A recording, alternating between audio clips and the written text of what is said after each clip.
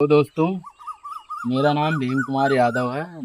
मैं देवरिया ज़िले से बिलोंग करता हूँ और इस समय हम लोग हैं नोएडा में और मैं वाइस पावर कंपनी में लीडर हूँ। इस समय मैं आप लोगों को बता रहा हूँ पंचायती चुनाव के बारे में।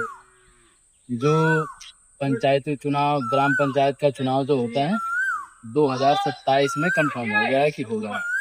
अब इस समय जो प्रत्याशी हैं उनके चुनाव का प्रचार प्रसार शुरू हो गया है।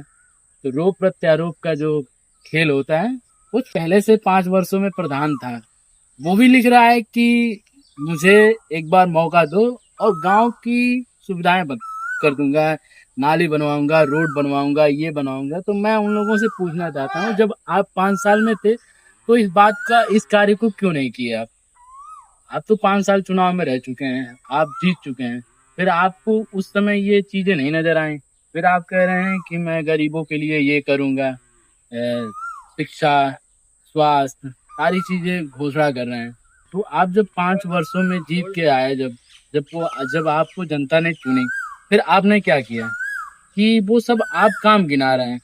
दूसरी बात, अब जो नए व्यक्ति हैं जो धरातल पे आके काम कर रहे हैं, ना उन्होंने भविष्य में कभी प्रधान रहे, ना भविष्य में कभी रहे, और आगे हो सकता है कि वो भविष्य में प्रधान बन जाए। वो व्यक्ति अगर धरातल पे आके काम कर रहा है तो आप उसका विरोध इस तरह से कर रहे हैं कि जैसे वो पहले 5 साल से प्रधान रह चुका है और फिर वही प्रधान है प्रेजेंट टाइम में, आप उसका विरोध खुला कर रहे हैं। तो मैं उन व्यक्ति से पूछना चाहता हूँ कि आप क्या कर रहे हो, ये गलत है या सही है, ये तो जनता तय करेगी अब इस बार चुनाव में।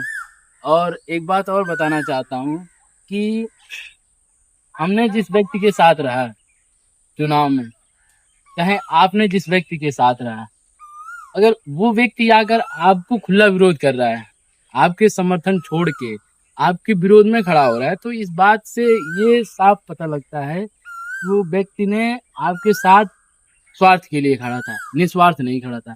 तो मैं आप लोगों को बता देना चाहता हूँ कि ऐसे प्रत्याशी और ऐसे व्यक्ति से सतर्क रहें।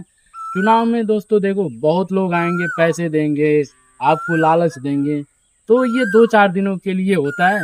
मैं कहता हूँ आप एक अच्छे ईमानदार प्रत्याशी चुनिए जिससे गांव का भविष्य सही हो और बच्चों का शिक्षा सही हो और गांव का विकास हो, उज्जवल भविष्य हो। और आप एक प्रत्याशी को चुन रहे हैं, जिस प्रत्याशी को आप चुन रहे हैं उसमें हर जगह बात करने की क्षमता होनी चाहिए।